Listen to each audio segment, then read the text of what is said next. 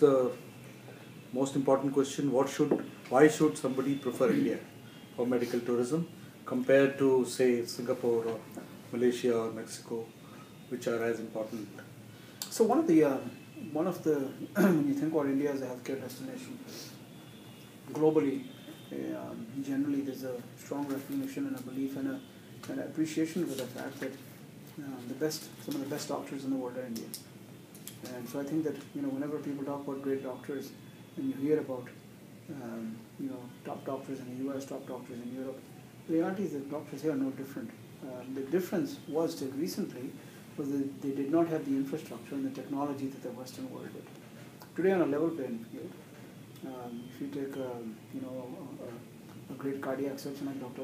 Bala in Chennai, or Ashok Seth, a great cardiologist in West Coast, they're as good as anybody in the world. And we've had situations and instances where patients have actually been referred to the US by somebody here, and in US they've said, go to this doctor in India, because that's where the best care is. So I think that why anybody would consider India is that you could never have an initiative or an institution like medical tourism standing on one leg, and the one leg being cost. That's cheap, because by itself it doesn't work, not when it's health. Right? Think about when you have a really, really bad headache and you don't have 2 aspirin or 2, at that point you would give 1,000 rupees to get to it. True. Because you want to feel better. So there's no value. You don't say, oh, 10 rupees, no, it has to be 8. I said that, I wanted. So it can't be a one-leg stand. So I think what we have is, we have the value and the quality piece package that really comes together very, very nicely.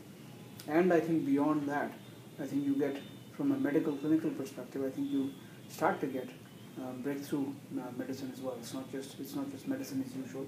I think we have doctors in India that are doing just outstanding clinical work that much of the rest of the world is not doing today. That's true, sir. So the next thing that what we had in mind, that in India, only top of the line hospitals are having wherewithal and verticals independent to handle medical tourism, tourists coming from different parts of the world, in the sense that they can afford marketing team, they can afford having branches or reps there, and who can woo them, convince them to come over to India. So how, as a senior man who has an exposure to the entire sector, you are not just representing Ford, but you are also one of the senior most experienced person in the sector.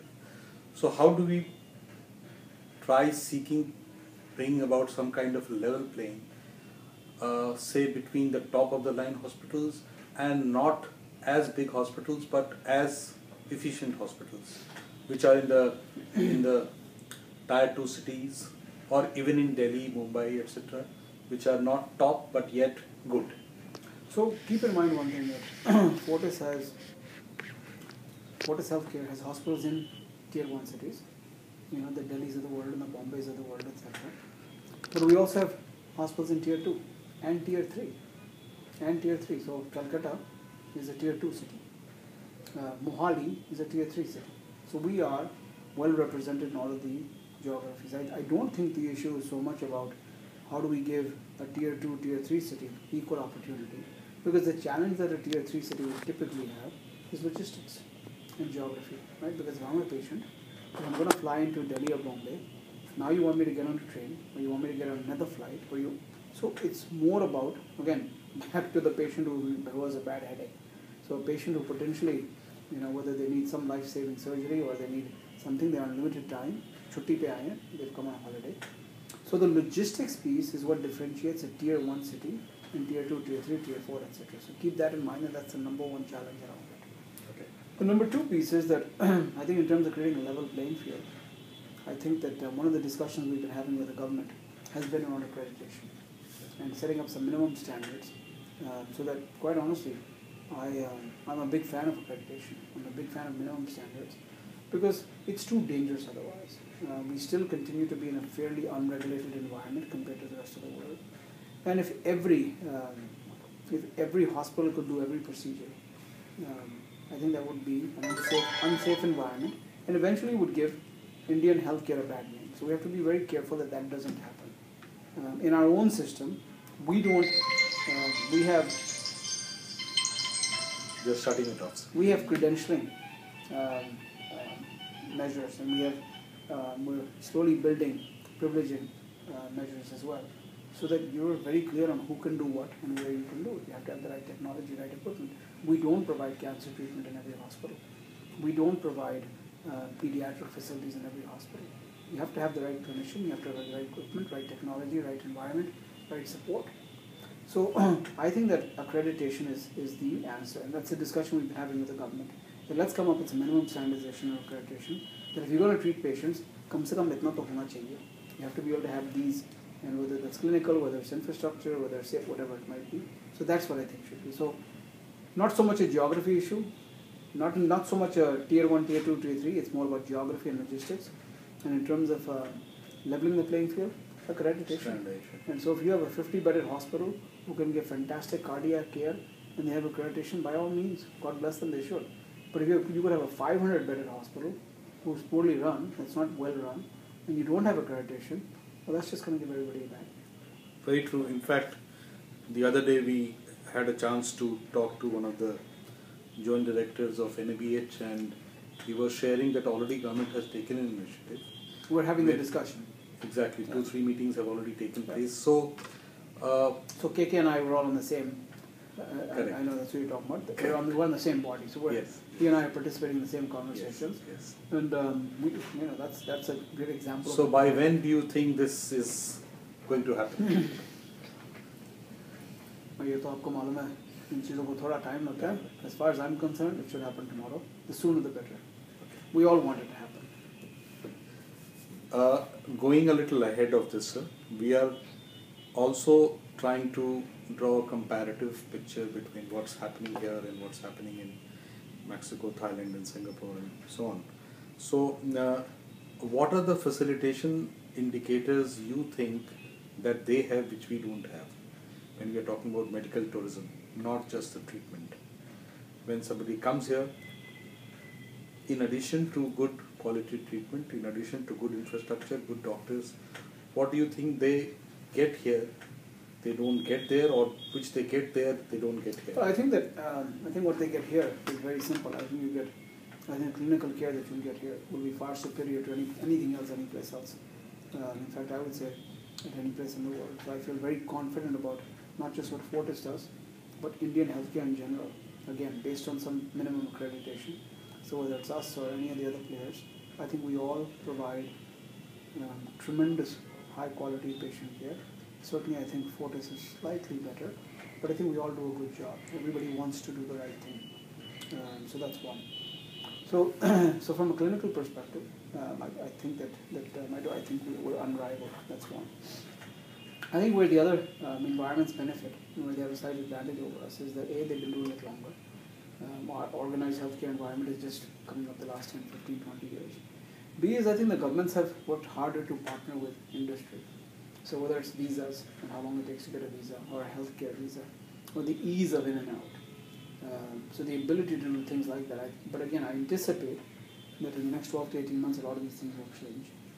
You should be able to come, from Indira Gandhi Airport, come down the escalator, and where you have this group, and then you should see medical visa. It should be that simple. And you should be able to come right through. So it's in the offense? It's not. I'm saying that's what should be happening. Yeah. And that's what some of these other countries are doing, and we should be able to provide these things, and we should make it easier. It shouldn't take you 3 months to wait at the Indian embassy in some African country waiting to get a visa. It should be much, much quicker. So we have to make it easy, because as it is, you have to remember that if you don't live in India, and if you have not lived in India, especially when you talk about the US or Western Europe, because I've spent most of my life in the US, coming to India is hard. Right? It's hard. If you're used to something else, coming to this country is hard. So let's work extra hard to make it easier. Coming back to, sir, the standardization bit, which you rightly pointed out. Till now, whatever discussions you had, what are the broad parameters which are emerging, which can set the tone of standardization? I think that, quite honestly, I think most of it has been focused on accreditation. And the government's been talking about, there's a web portal that exists today that talks about which hospitals you can go to, for good quality treatment. But I don't think it's refined enough where you have some accreditation. I think based on accreditation, you can actually come up with. So we have basic NABH that KK would have shared with you, basic NABH accreditation. You could come up with a different type of accreditation for international patients. You could say that, okay, here's NABH and here's NABHI international, whatever that means.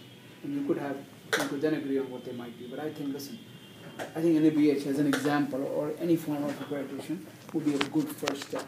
It'll actually do a lot. It'll help quite a bit.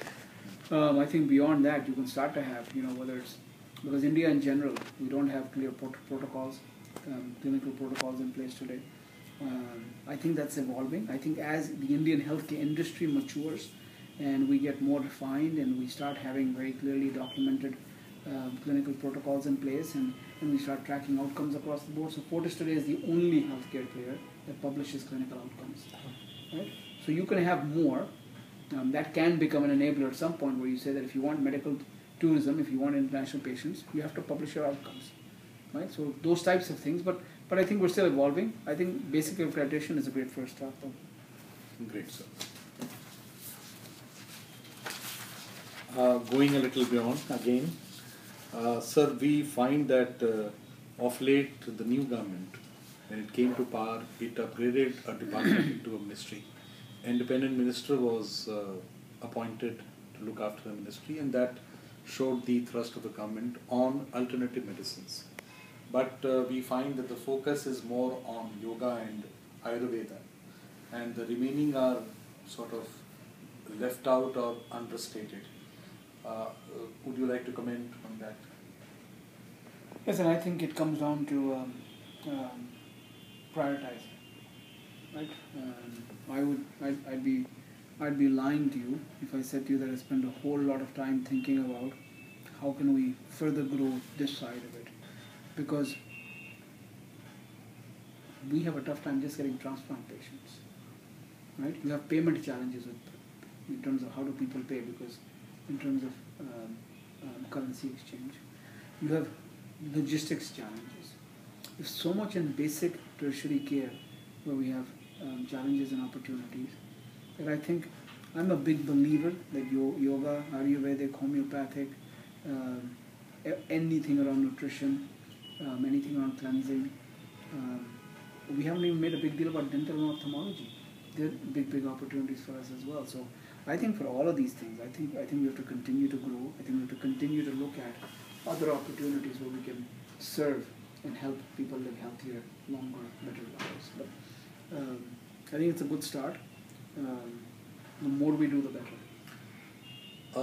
In that case, sir, how do you compare and contrast with China? Because we are told, you would be knowing better, that in China they have been able to blend the modern medicine better with traditional medicine.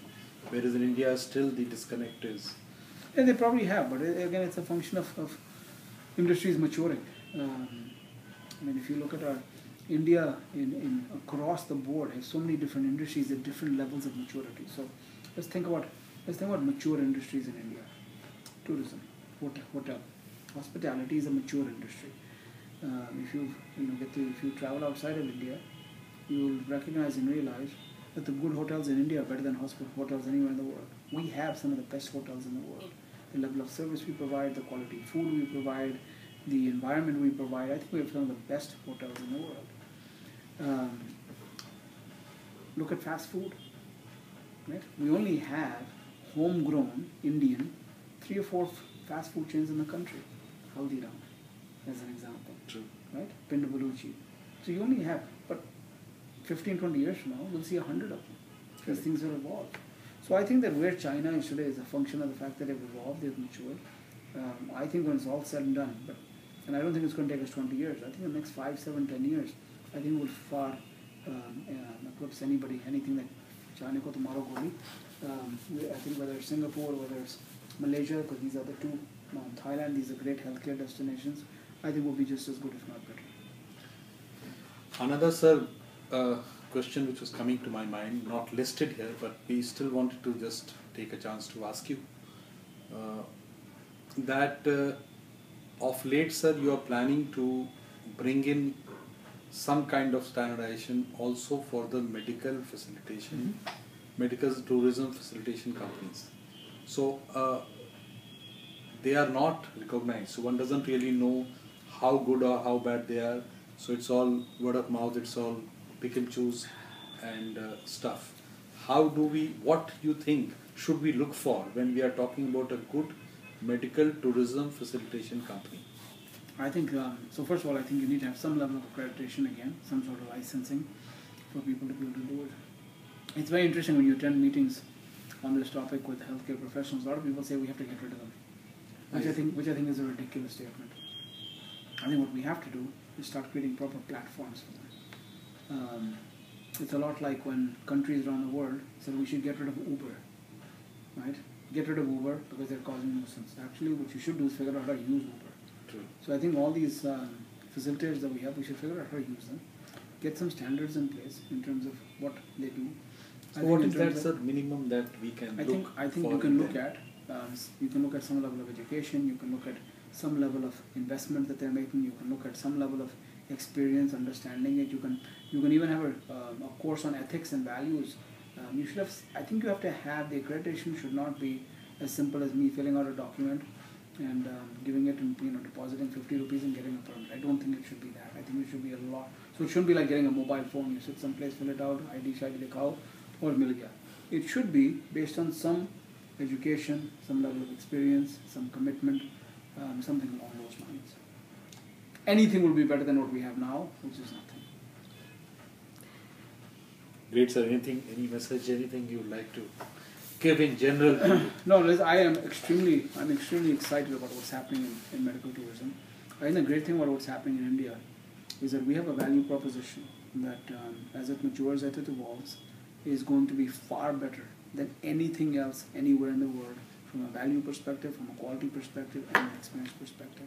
And that, and again, while I think Fortis is a little bit better than everybody else, I think it goes for Indian healthcare. I think we have some fantastic hospitals in India. I think we have some the world's best doctors here, and I'm very, very happy and proud that we can help lead the way. But all thumbs up. Look forward to great things.